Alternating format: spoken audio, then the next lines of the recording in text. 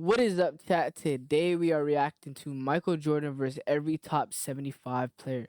And as you guys know, I totally don't know what happened in the 90s. I'm gonna be honest with y'all. But you guys recommend me these videos and keep me up to date and actually gives me some knowledge on the topic.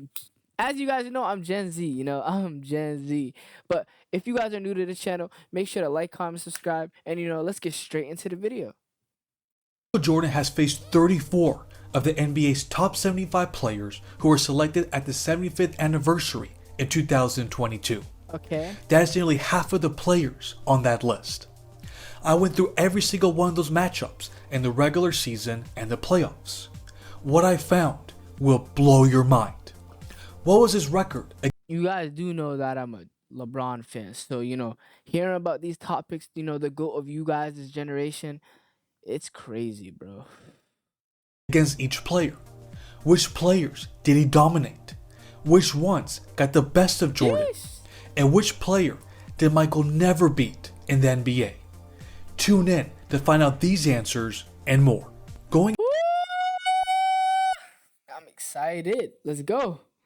In alphabetical order, we're going to start with the first player on this list. That is Kareem Abdul-Jabbar. They faced each other 8 times in the regular season between 1984 to 1989. So we're talking about a young MJ against a much older Kareem. So take the following numbers into context. He went 4-4 against Kareem. Here's what they averaged against each other for those 8 games. This is a trend that you can expect throughout this video. He came to play against each legend that he faced. Although Kareem was older, Jordan wanted to prove his greatness against the captain. There were even 2 games where he scored over 40 points. Next up, we have Ray Allen. He faced his sharpshooter 12 times between 1996 to 2003. So he faced Ray Allen during his younger years. However, he also faced Allen while he was older while playing with the Wizards. Jordan had a record of 9-3 against him.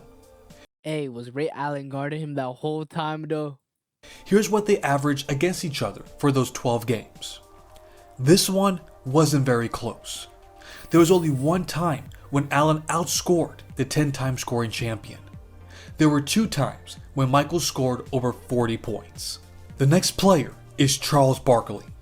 If we include the postseason, they faced each other 55 times. Ooh, every time I heard about you guys acknowledge, Charles Barkley, you guys always tell me that Jordan whooped him. So, hey, let's see. In the regular season, Sir Charles got the best of his airness. Okay. Jordan had a 19-20 record against Barkley. As you can see in this next graphic, Michael scored at a high level. In fact, there were 12 times that he scored over 40 points, which included 2 50-point games. Barkley might have the advantage in the regular season, but Jordan crushed him in the playoffs. He had a record of 12-4 against him. Here are the numbers that he averaged against his rival in the postseason. Oh my God, 39 points per game to 25 points per game.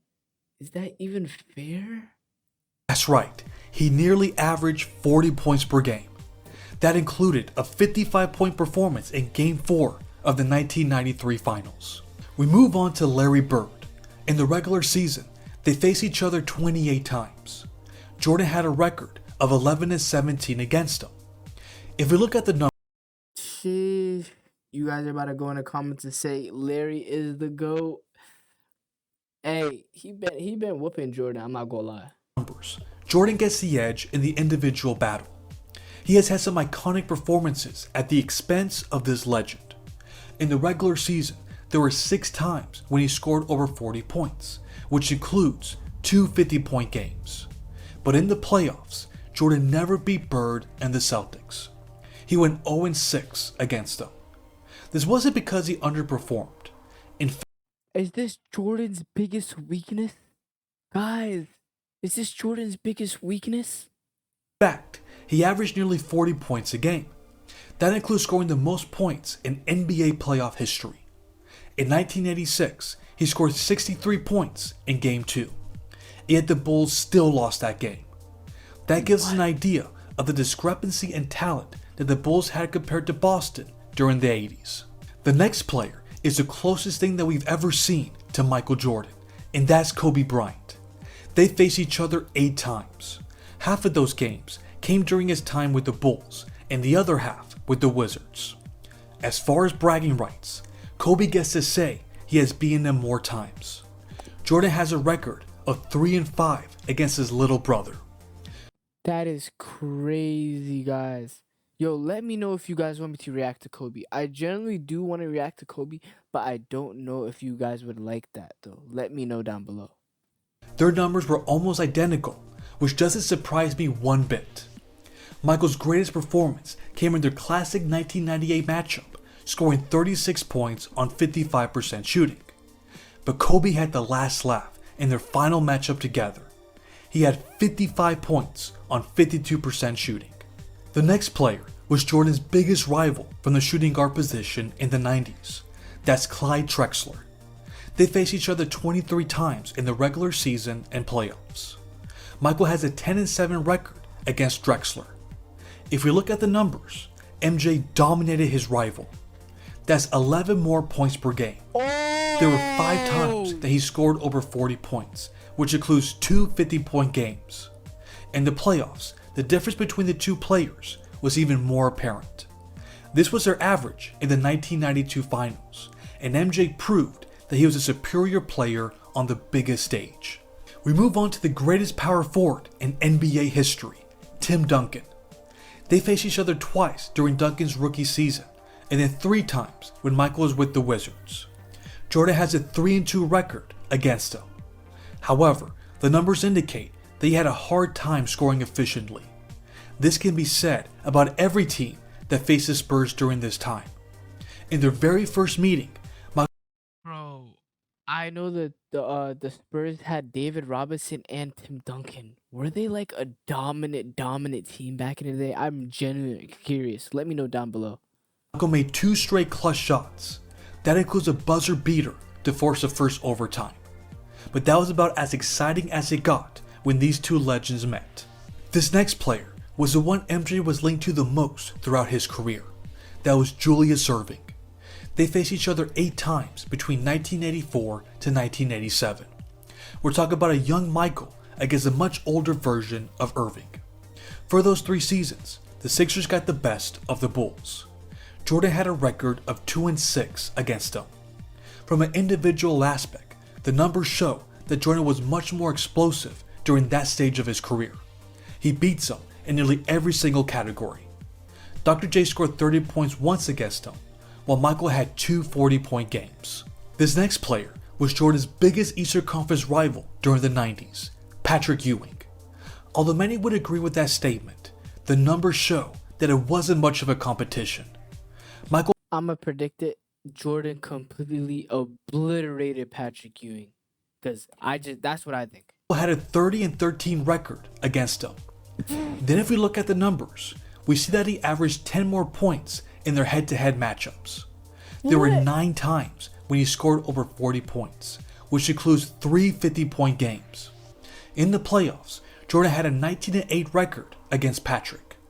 His numbers went up in the postseason, as it usually happens with MJ. There were 7 times that he scored over 40 points, which includes a 54-point performance in 1993. Next up, we have Kevin Garnett. They are 2 of the most intense players we've ever witnessed on the court, who got the best of each other. Jordan had a 4-5 record against the big ticket. What? However, 4 of those losses came while he was playing in Washington. Here are the numbers that they averaged against each other. While he was playing in Chicago, he had his way against the Wolves. There was one time when he scored 41 points on 64% shooting in 1998. This next player is an absolute legend, but he was on his last leg. It's George Gervin. They played each other 2 times, which came in the 1984/85 season. They split the season matchup 1-1. Here are the combined numbers that they average. In Michael's rookie season, he had a field day against the Spurs. They were not known for their defense, and he ate them up. If only the Iceman was in his prime, we could have seen some legendary scoring duels. The next player is another scoring legend, Allen Iverson. Jordan had a record of 7-6. Guys, let me know if you guys want me to react to AI. Oh, he is so good at basketball, chat. Against the answer. During his time in Chicago, he only lost to Iverson once from 1996 to 1998. So Allen dominated his idol during the 2000s. Now check out the numbers that they averaged against each other. Allen Iverson averaged more points than Michael Jordan. The Sixers did a pretty good job of keeping MJ at bay. He never scored over 31 points against Iverson. On the other hand, Allen had two 40-point games against him. We now move on to the greatest point guard of all time, Magic Johnson. No, it's Stephen Curry. Although the Lakers were much more talented in the 80s, Jordan had a 7-6 record against Magic. The numbers show that Michael could do much more than just score a lot of points. There was one game where he dished out 16 assists, and two other games when he scored over 40 points. Then the 1991 finals, the Bulls beat the Lakers 4-1. As the numbers indicate, Jordan had one of the greatest finals performances. What you see there is the highest assist per game average in the finals by any player not named Magic Johnson. We move on to the closest thing to Magic, Jason Kidd. Jordan has a 5-6 record against him. He only lost to Kidd once during his time with the Bulls, but the New Jersey Nets had their way against the Wizards. As expected, Jordan scored much more than Jason, while Kidd recorded greater numbers in every other category. There were two games where Michael scored over 40 points. Believe it or not, both times came while wearing a Wizards jersey. This next one is a twofer for obvious reasons once you hear the names. That's Karl Malone and John Stockton. You'd think it would have been the same in the regular season. However, Jordan went 11-13 against Karl and 11-15 against Stockton. That's right, they got the best of him on plenty of occasions. Michael gets them on the individual battle, as there were 7 times where he scored over 40 points. Karl only did that once. But this shows us that the 1997 and 1998 finals were evenly matched on paper. Now we move on to the superior Malone, Moses Malone. This player had a long career, so they faced each other 38 times. Michael barely gets the edge, as he had a 20-18 record against him. As we pull up the numbers, keep in mind that Moses was at the tail end of his prime by the time Jordan entered the league. That's why his numbers are much greater. There were 5 times when Moses saw Michael score over 40 points against his team. He was also unable to play this next scoring legend during his prime years. Bob McAdoo faced Michael twice during his rookie season and once while he was under minute restriction in 1986. Jordan has a record of 1-2 against McAdoo. The numbers that you see on the screen shows that neither was at their best when facing each other. Our next player is Celtics legend Kevin McHale. We already saw that Michael has a losing record against Larry Bird in the regular season and the playoffs, and the same can be said about Kevin. Jordan has a 14-19 record against McHale in the regular season. Here are the numbers that they averaged against each other from 1984 to 1993. Since we already discussed how Jordan performed against the Celtics in the playoffs, we move on to arguably the greatest shooter that he's ever faced, Reggie Miller. They faced each other 56 times in the regular season and playoffs. He has a record of 32-17 against them. If we look at the numbers, he averaged nearly 10.5 more points. There were 5 times where he scored over 40 points. There was even one time when he had a 47-point triple-double. Then the playoffs, we remember that iconic 7-game series that they had in 1998. The series was a close one, but according to the numbers, that made me genuinely realize Reggie Miller is him. That guy is different. Their head-to-head battle was a bit lopsided. This next matchup gathered literally 0 eyeballs during the 90s. No one cared because we didn't expect him to be this great. We're talking about Steve Nash. He didn't start taking off till the mid-2000s, so Jordan never got to see him at his best. As you can see with the numbers, Nash hadn't hit his stride just yet. Michael also didn't seem to get very fired up about their matchup either. He had a 4-4 record against a 2-time MVP, but Michael always came to play when facing Shaquille O'Neal. They faced each other 11 times in the regular season, and Jordan had a 6-5 record against him. The Orlando Magic and the 90s Lakers were never known for their defense, but Michael seemed to have a hard time scoring efficiently with Shaq guarding the middle. I mean, there was that one time when he scored 64 points on 55% shooting, but other than that, it was never anything noteworthy for him. In the playoffs, it was a different story. Michael has a 6-4 playoff record against the Diesel, and his numbers are much more to his lofty standard. That includes 2 40-point games he had against the Magic. This next player can actually say that he is undefeated against the GOAT. Were you able to guess who this player was? It's Dirk Nowitzki. Dirk Nowitzki is a GOAT. Okay. Nowitzki. He went 0-3 against Dirk and the Mavs. He was even able to outperform Michael in their head-to-head battles.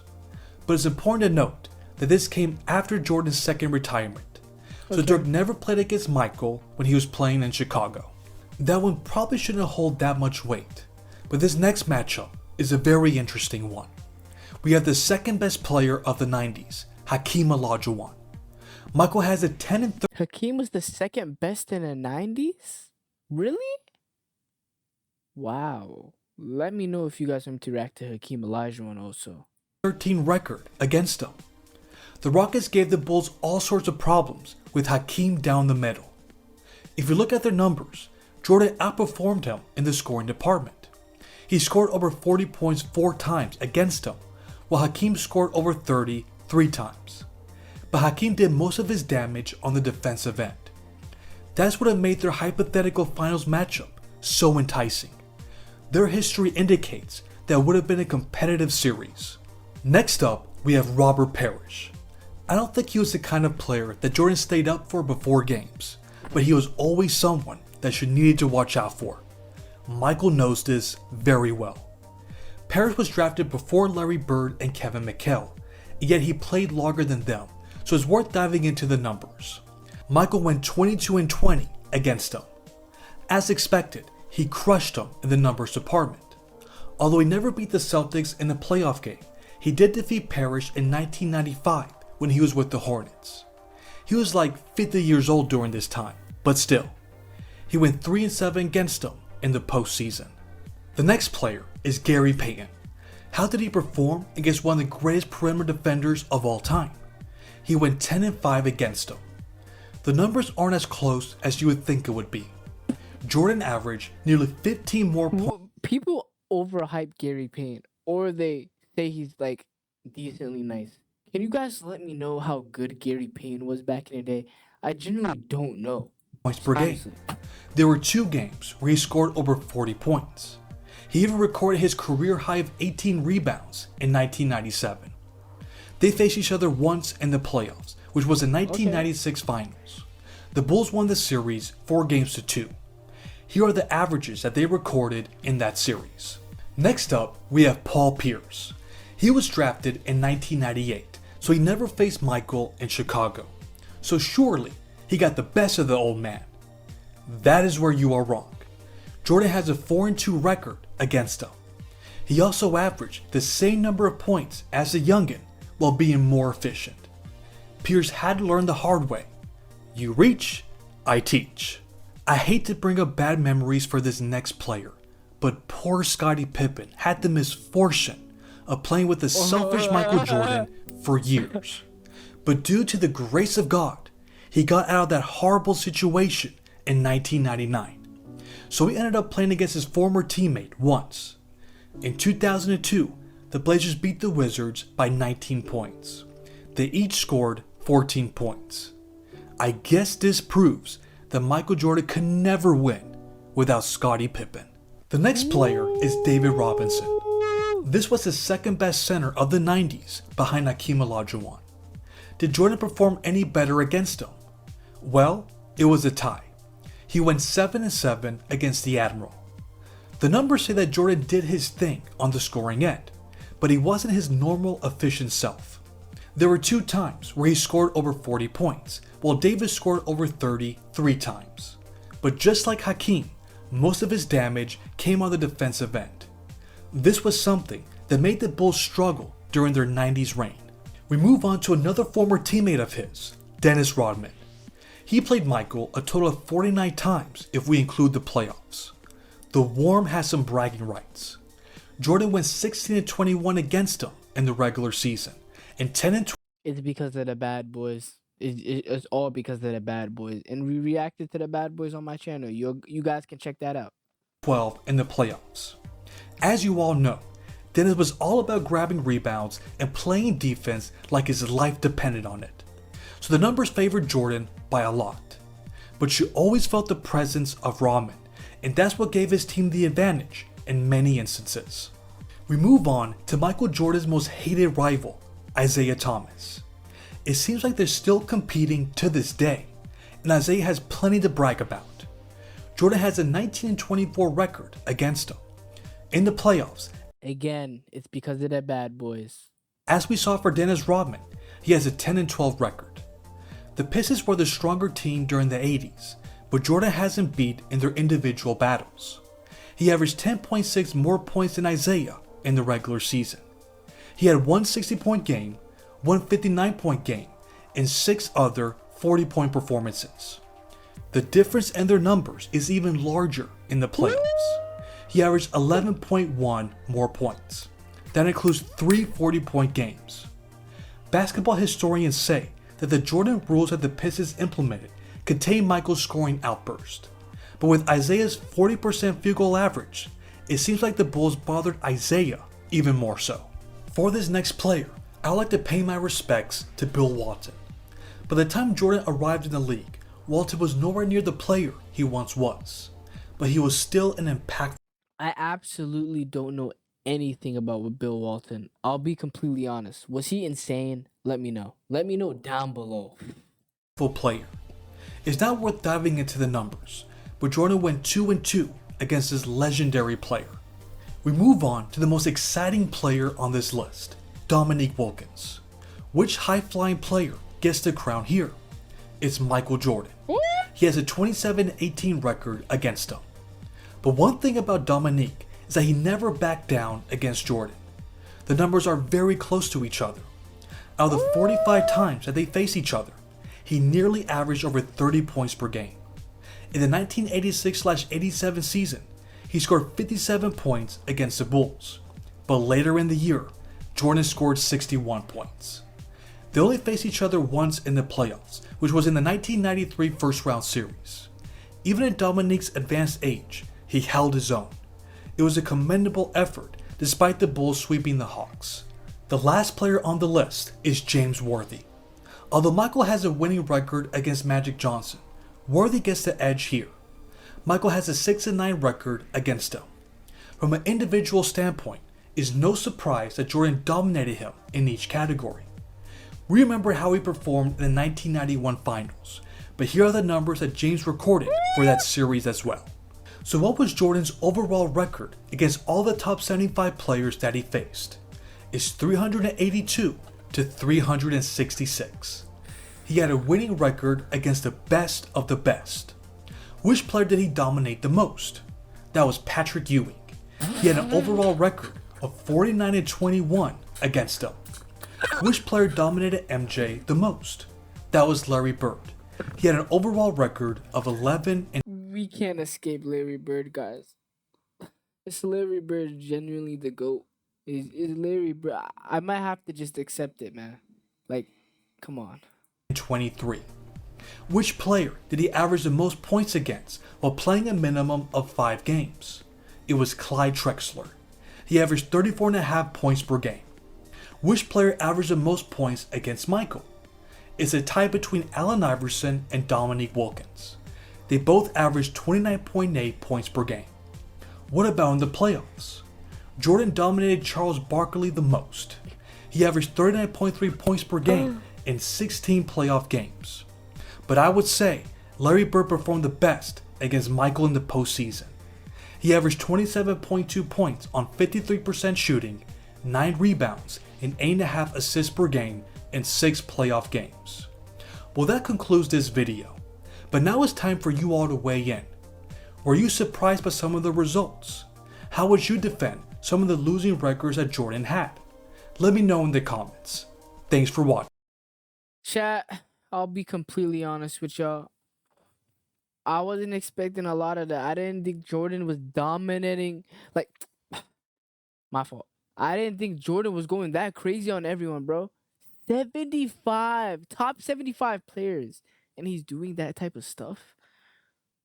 Sheesh. I genuinely look. My goal is LeBron, but Larry Bird's better than Jordan, and Larry Bird's probably better than LeBron. So I'm in a whole dilemma right now, guys. I don't know. I literally don't know who the greatest of all time is.